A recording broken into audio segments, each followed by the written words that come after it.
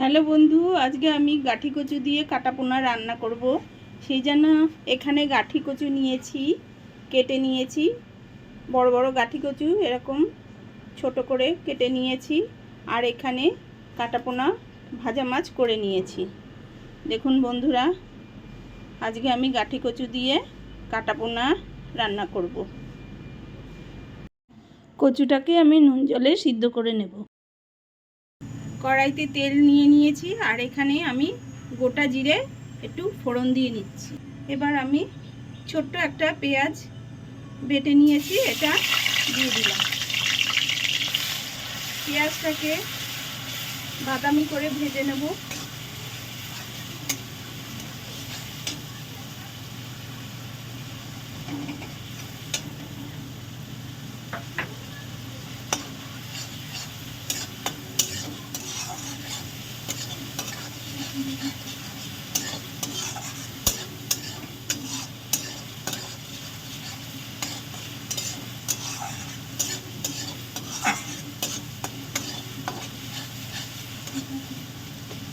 পেঁয়াজটাকে আমি বাদামি করে ভেজে নিচ্ছি।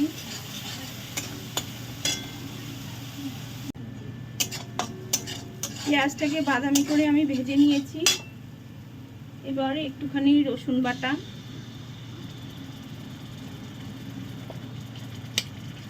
অল্প আদা বাটা,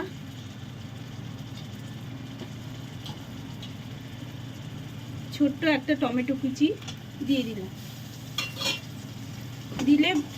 দিয়ে ভালো করে আবার একটু কষে নেব।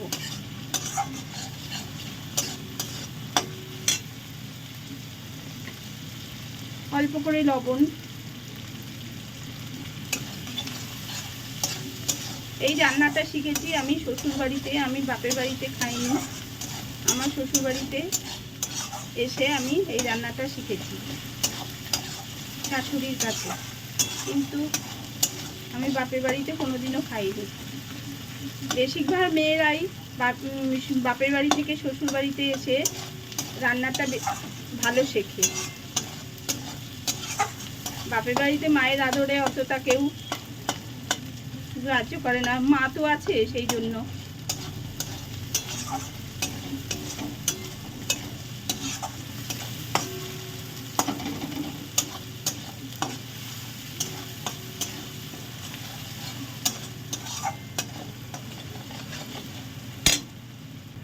সিদ্ধ করা গাঠি কচুগুলো দিয়ে দিলাম।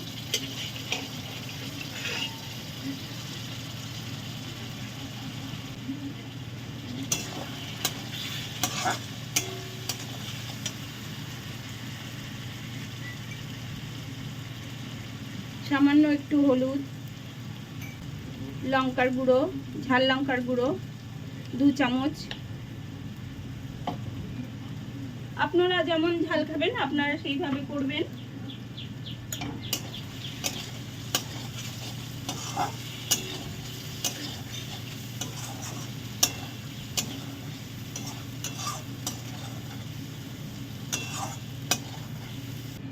আমি ছোট একটা আলু 4 ভাগ করে কেটে দিয়ে দিলাম। আলুটা আপনারা দিতেও পারেন, না দিতেও পারেন, আমি দিয়ে দিলাম। সেদ্ধ করা আলু।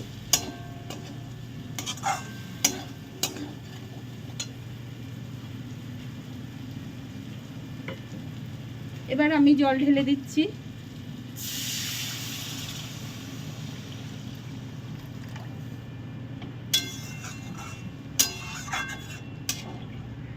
কচু সেদ্ধ করা, আলু সেদ্ধ করা, ওই জন্য জলটা কম দিলেও হবে। পরিমাণ মতো জলটা দিলেই হয়ে যাবে।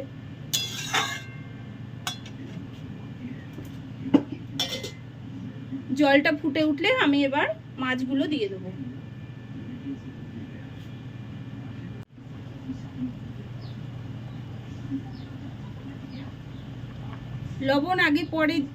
লবণ আগে দিয়েছিলাম, এবার লবণ দিয়ে দিলাম আর 1 চামচ, ছোট চামচের 1 চামচ। ঝোল ফুটে উঠেছে, আমি মাছগুলো দিয়ে দিচ্ছি।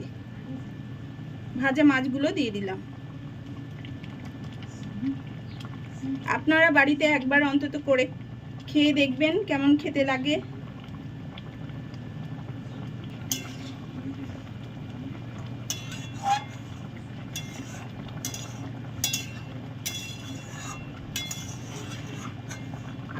হয়তো বাড়িতে খাননি, এই ধরনের কচু দিয়ে কাটাপোনার ঝোল আপনারা খেয়ে দেখবেন, খুবই ভালো লাগবে।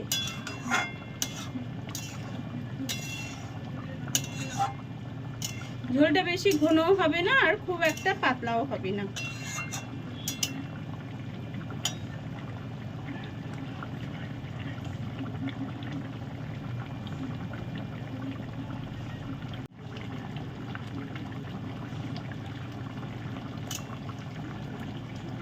গাঠি কচু দিয়ে কাটাপোনার ঝোল হয়ে গেছে, দেখুন দেখতেও কতটা সুন্দর লাগছে।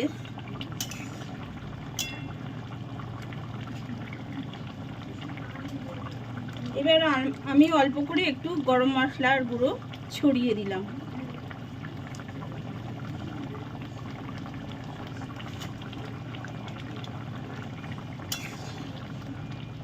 করতেও বেশি সময় লাগে না, একটু কচু আর আলুটা সিদ্ধ করে নিলেই তাড়াতাড়ি করে হয়ে যায়, বেশি সময় লাগে না।